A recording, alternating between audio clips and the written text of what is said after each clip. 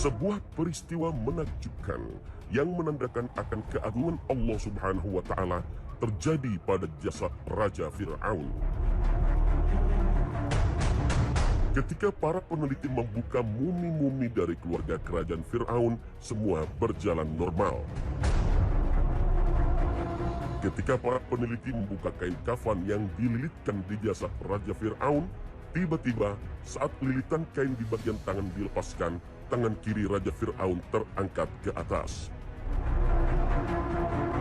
Hal ini membuat kaget para peneliti, karena dari sekian mumi yang dibuka kainnya, hanya tangan Raja Fir'aun saja yang tiba-tiba bergerak ke atas. Seorang peneliti pun berkomentar, sungguh aneh. Tangan dari jasad yang sudah ribuan tahun dan telah menjadi tulang belulang itu terangkat ke atas, seolah-olah membela diri dari bahaya yang mengancam. Apa gerangan rahasia dari peristiwa yang terjadi pada 3000 tahun silam terhadap Fir'aun ini? Kuat dugaan bahwa posisi tangan Fir'aun seperti itu akibat gerak refleks tangan kiri yang menggenggam perisai untuk melindungi tubuhnya dari hantaman ombak yang mengarah kepadanya. Saat air laut yang sebelumnya terbelah mulai menutup kembali, hantaman air yang dahsyat dan genggaman tangan Fir'aun yang sangat kuat mencengkram perisai menyebabkan terjadinya kontraksi hebat pada otot lengan kiri yang berakibat tidak berubahnya posisi lengan dalam keadaan setengah terangkat, sampai ia mati ditelan ombak, bahkan sampai ribuan tahun setelahnya. Ini adalah fenomena aneh yang tidak dialami oleh Fir'aun lain. Ini adalah mukjizat, dan itulah tanda kekuasaan dan keagungan Allah Subhanahu wa Ta'ala yang tampak pada jasad Fir'aun, raja zalim yang mengaku dirinya Tuhan. Maka pantas jika Allah Subhanahu wa Ta'ala menjadikan jasadnya tanda akan kebesaran dan keagungan ilahi. Allah Subhanahu wa Ta'ala berfirman, maka pada hari ini kami selamatkan badanmu, supaya kamu dengan jasadmu yang selamat menjadi pelajaran bagi siapa yang datang sesudahmu. Dan sesungguhnya kebanyakan manusia terhadap tanda-tanda kebesaran dan kekuasaan kami benar-benar lengah. Al-Quran Surah Yunus ayat 92.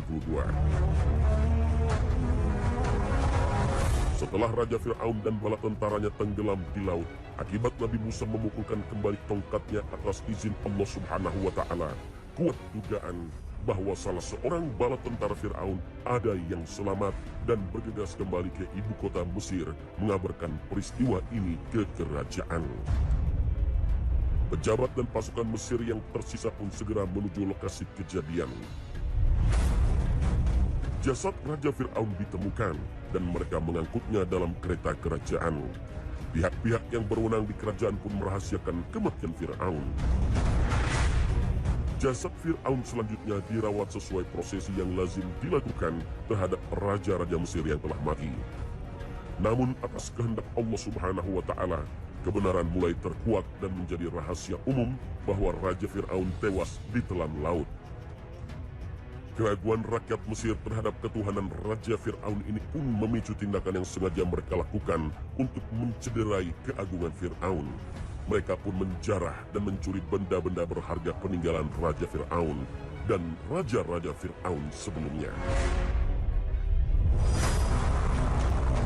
Untuk menyelamatkan jasad para Raja Fir'aun dan barang-barang berharga yang ikut dikuburkan dalam peti dari tindakan pencurian dan penjarahan, maka pengganti Raja Fir'aun memindahkan jasad Raja-Raja Fir'aun ke pemakaman rahasia di suatu tempat di Bir El Bahr.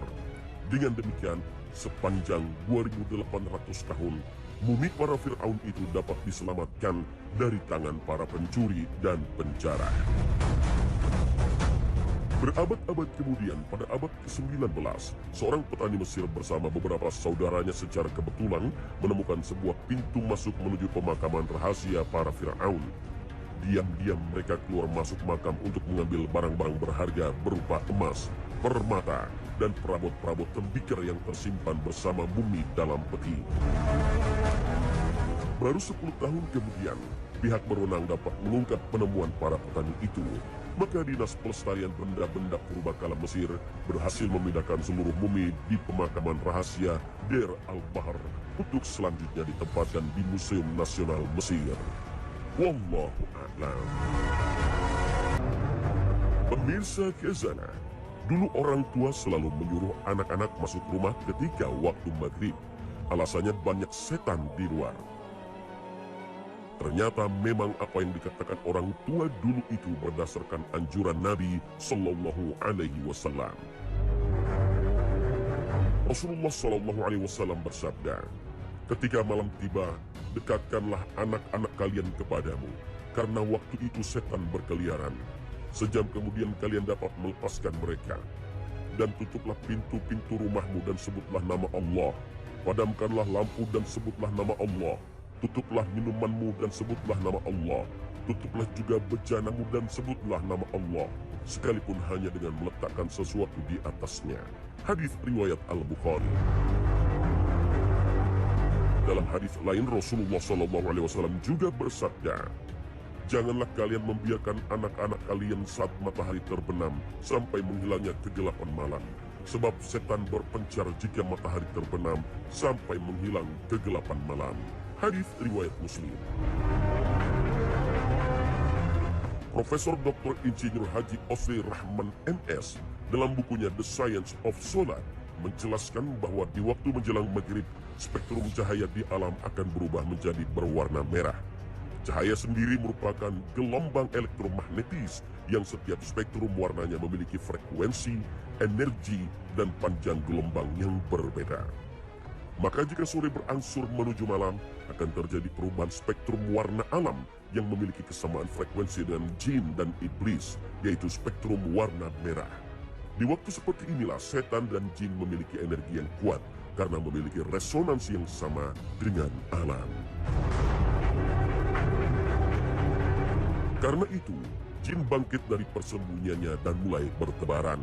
Perubahan spektrum cahaya di waktu matahari tenggelam ini berpengaruh juga pada penglihatan yang terkadang menjadi kurang tajam akibat adanya fata morgana yang disebabkan banyak interferensi antara gelombang-gelombang elektromagnetis. Lalu mengapa Rasulullah SAW memerintahkan menutup pintu rumah, tempat makan dan tempat minum dengan menyebut nama Allah serta memasukkan anak-anak ke dalam rumah saat malam tiba?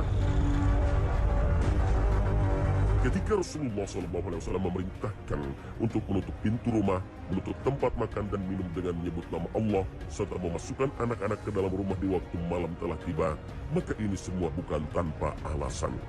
Sebab di saat jin mulai gentayangan dengan jumlah yang luar biasa banyaknya, kemudian tidak lama setelah itu azan maghrib berkumandang, maka jin dan setan mulai panik, ketakutan, dan lari mencari perlindungan kemanapun mereka bisa untuk berlindung. Bisa saja setan-setan itu masuk ke dalam rumah, ke tempat makanan dan minuman, bahkan juga merasuki tubuh manusia, terutama para bayi, hingga suara azan tak terdengar oleh mereka. Rasulullah SAW bersabda, apabila panggilan sholat azan dikumandangkan, maka setan akan lari sambil kentut, hingga ia tidak mendengar azan lagi. Hadis riwayat Al-Bukhari dan Muslim. Menurut ulama kontemporer, setan lari ketika mendengar suara azan karena azan berisi kalimat tauhid dan syiar-syiar Islam. Ulama kontemporer lainnya juga menjelaskan, setan takut saat mendengar azan karena azan dianggap sesuatu yang sangat menakutkan bagi setan, hingga ketika rasa takut itu menguasai dirinya, maka ia lari terbirit-birit sampai terkentut-kentut. Alasan lain mengapa jin dan setan mencari perlindungan di kala maghrib dan di waktu kegelapan malam mulai berangsur mencekam, karena keluarnya mereka dalam jumlah yang sangat besar bisa mengganggu dan menindas antara satu dengan lainnya. Sehingga mereka mencari tempat berlindung yang aman bagi dirinya dan bergerak melebihi kecepatan manusia dengan berkali-kali lipat. Kemudian berlindung di rumah-rumah kosong, wadah-wadah kosong, atau bisa saja merasuki tubuh manusia. Lalu apa aktivitas jin dan setan di siang hari? Sebagian ulama mengatakan bahwa setan dan jin mendiami banyak tempat di belahan bumi, baik di darat, laut maupun udara. Bahkan di tengah laut yang dalam, jin dan setan membangun kerajaannya, pusat kota, dan pemerintahannya. Selain itu, jin dan setan juga berdiam di samudera yang luas, sungai-sungai, padang-padang pasir yang luas, tempat-tempat terpencil seperti gunung, lembah, hutan, dan goa. Bahkan jin dan setan juga tinggal berdekatan dengan manusia, seperti di atap-atap rumahnya, kamar mandi, lorong rumah, selokan, dan tempat-tempat kotor lainnya. Karena itu, ketika siang telah tiba dan bumi diterangi oleh sinar matahari, maka jin dan setan bersembunyi di tempat-tempat gelap yang kotor dimanapun mereka sukai dan tidak bergentayangan seperti di malam hari. Sebab menurut kodratnya, jin dan setan tercipta dari api, dan api tidak dapat bersinergi dengan cahaya matahari yang terang benderang. Demikian juga spektrum warna cahaya matahari tidak sama dengan spektrum warna setan, sehingga setan menjadi lemah di siang hari dan tidak mampu melakukan aktivitasnya seperti di malam hari yang gelap dan sunyi. Wallahu a'lam.